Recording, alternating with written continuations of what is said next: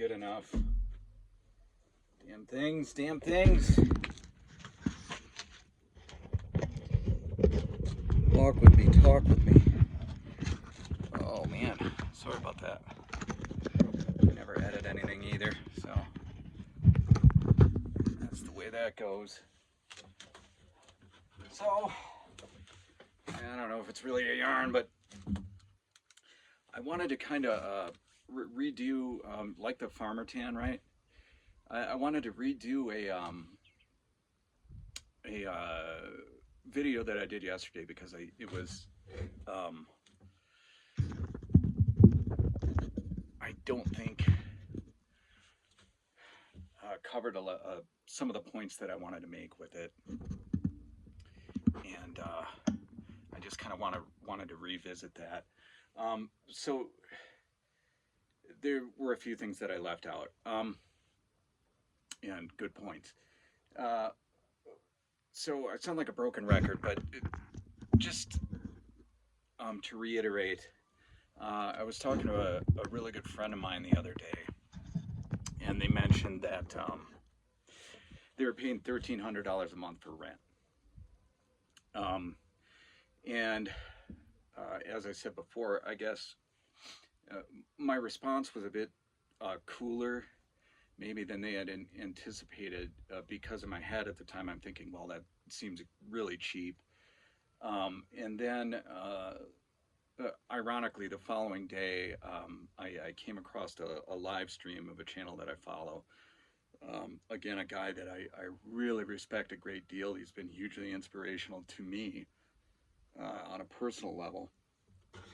And he, anyway, the premise of the live stream, which was fantastic, was about essentially off-grid homesteading and rent being a form of indentured servitude.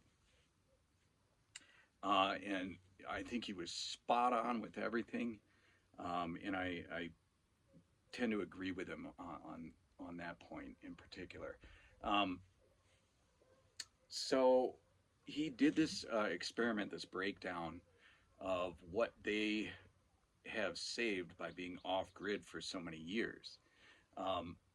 And I'm going on, well, off and on this will be like my 4th year off-grid, with exception to the excursions I've made to hell.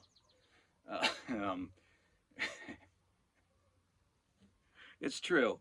It's true. I can't keep a straight face saying it.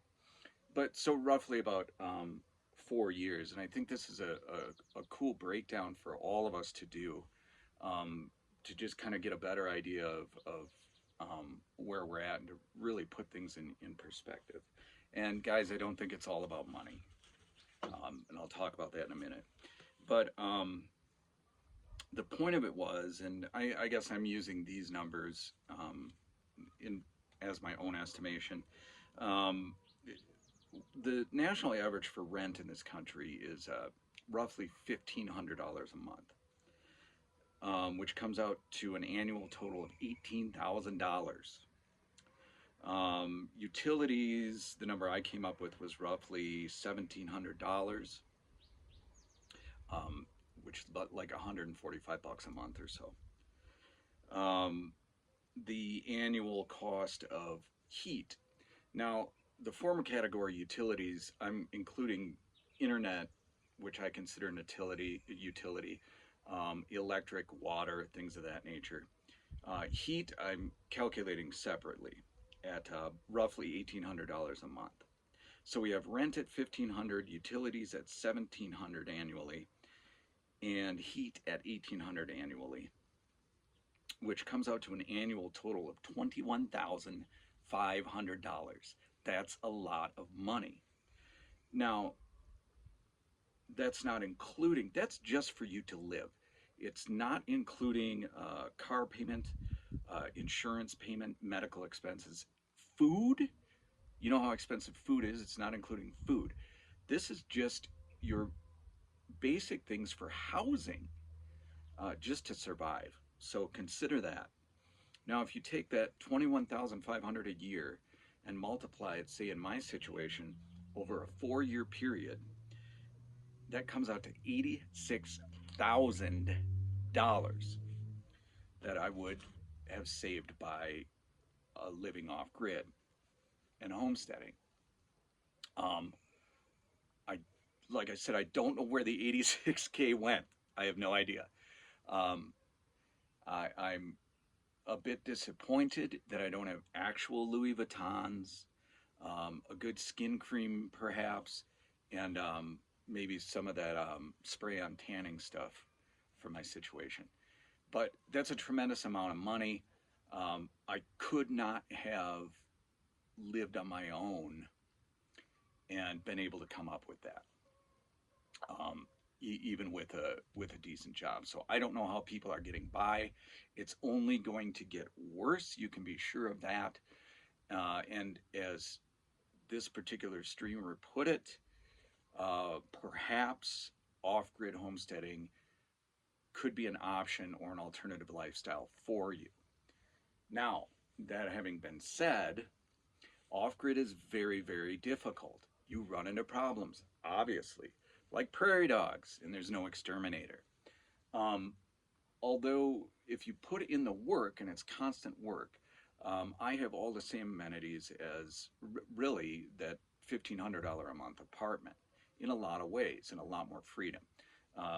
There's I'm totally solar, so I have lighting, TV, Xbox. I have a shower. Um, so I'm not doing without. It's just different, and you have to put in the work to really utilize those things. Um, uh, and people hem and haw and say, ifs and buts and coconuts. Well, I did all of this almost entirely by myself, um, with the exception of my eldest daughter communicating information to me remotely because at the time when I started, I did not have an internet connection. But other than that, this was entirely a labor of love. Now, I don't recommend that for a myriad of reasons. If you have a spouse or a partner or significant other that you could get on board, for example, or a family, you would be light years ahead. If I had had someone with me, I would be so far beyond this that it's almost hard for me to imagine. But nonetheless, it's still progressing. Um, and the reason for that you need someone with, for me, I would never have asked my wife to um, do any of this stuff, although she would. I'm quite certain of it.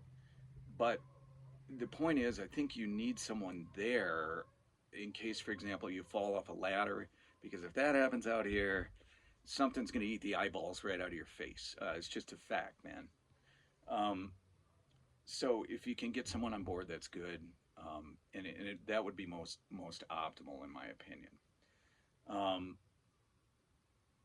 Now, the, this whole breakdown of numbers and the money thing, and the fact that it is going to get worse no matter what we do, and we're all dependent upon the system to some degree. All of us are, um, to some degree, at some point. Um, if, and it's all hindsight, I know, if we had, looking back,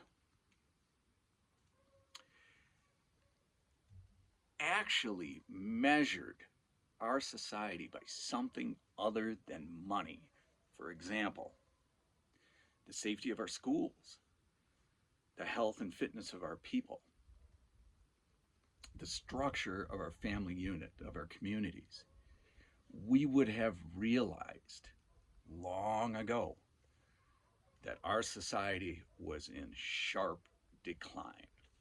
But we didn't realize that. And we pursued these material things. And a lot of people have really nice things. And as this other individual pointed out, just because they have nice things doesn't mean they're necessarily moral. It doesn't speak to their character. There are a lot of bad people everywhere, something to consider. So, um, the point of all of it is, what are you, as he mentioned, what are you willing to sacrifice? Um, and do you have someone that you can get on board? Um, because I tell you, it is a lot of work no matter what you do, but you become more independent and less dependent, and then the system has less leverage on you. Your boss doesn't have leverage over you like he may have if you are indentured, if you do owe money. Um, and guys, we've all been there. Bosses do that. They play on your heart of hearts. They use you. Lots of times they don't really care about you. And just as a side note, if you're ever at a job that says we're like one big family, run for your life. But anyway, perhaps it's something to consider. It's worth going over those numbers and doing that experiment like he did and getting a better perspective on things. It is a lot of work, but it's a hell of a lot better than being an indentured servant. My opinion, allegedly.